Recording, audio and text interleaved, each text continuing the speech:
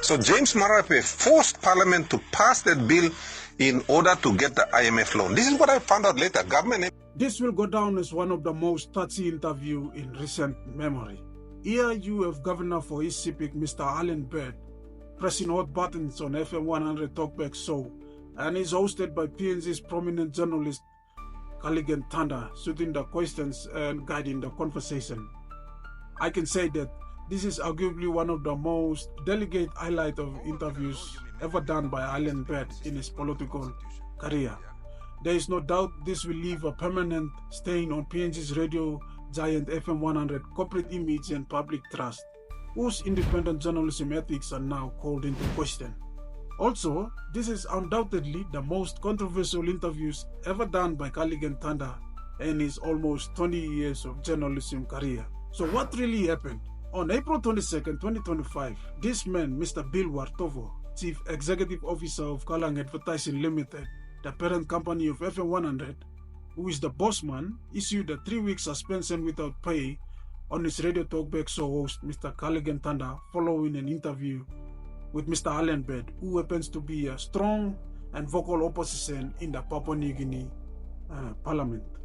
The problem lies in the manner in which the suspension was carried out. According to Cullighan Tanda, the letter of suspension failed to clearly specify the company policy he was alleged to have breached.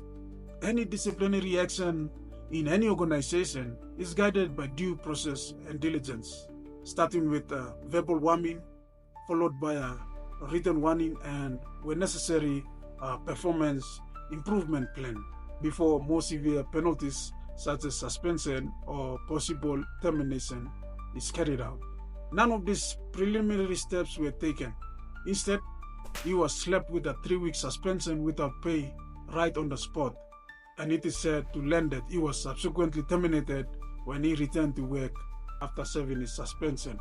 One of the reasons Mr. Bill Wartovo used as the basis for suspension is that Mr. Tanda allegedly failed to notify him in advance of Governor Bed's appearance on the FM 100 Talkback Show. However, according to Mr. Tanda, guest coordination duties have long been delegated to the show's producer, Ms. Selina Wolom, consistent with the standard practice since the late Mr. Roger Aofa's time.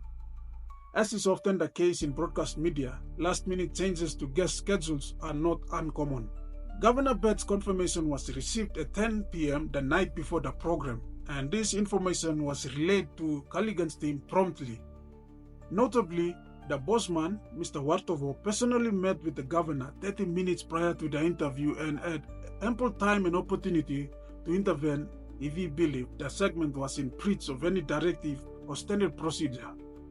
Mr. Bill Wartovo allegedly failed to clearly specify or point out the exact company policy that Mr. Cullighan Tanda alleged to have breached.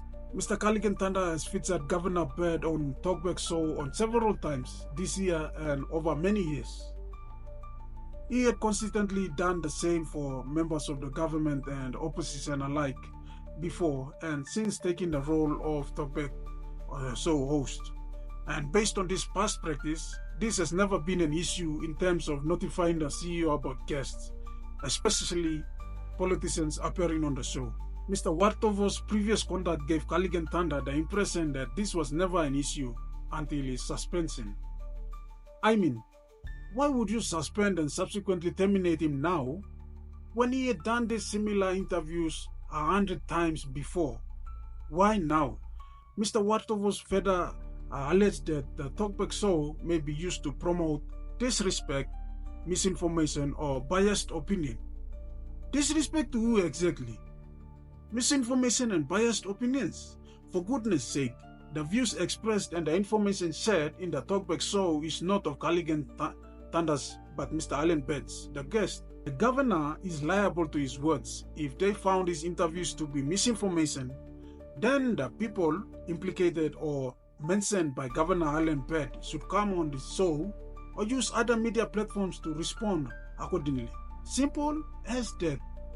And of course, Governor Bed is an opposition. He is naturally expected to be biased, but with facts and evidence. This is called democracy and freedom of speech, and the role of the media is to facilitate those views and opinions from both the government and the opposition to the general public for consumption. The thing that baffles me and even the general public is that if there were some specific segments or statements that give rise to this issue, FM 100 should clearly identify and contextualize for the sake of clarity and fairness. For some reason, the FM 100 management decided to remove the Governor Bird interview on its Facebook page.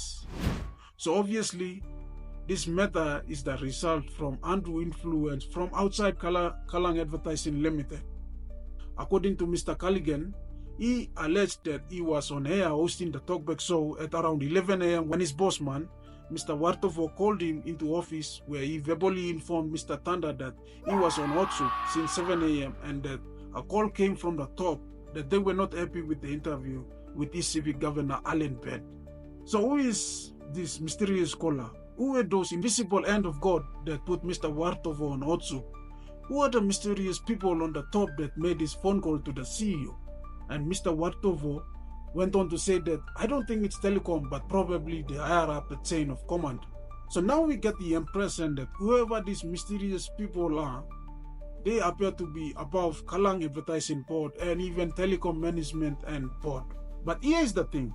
It is evident now that Mr. Bill Wartovo is a puppet CEO. People are now thinking that it's the government behind it all, and this prompted the Prime Minister to come out publicly and basically explain that he had nothing to do with this.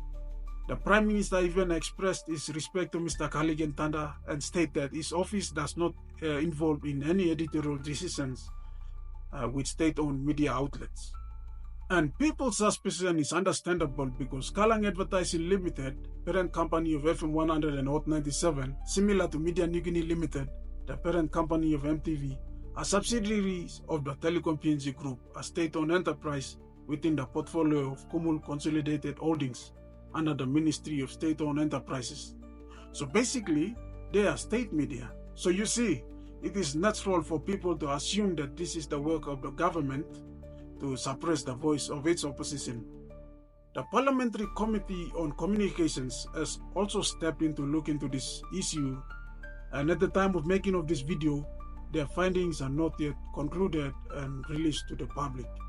The Prime Minister has directed his staff to establish the facts surrounding this saga, so the onus now is on Mr. Bill Wartovo to come out clear and make it known to the public and tell us who was that mysterious caller.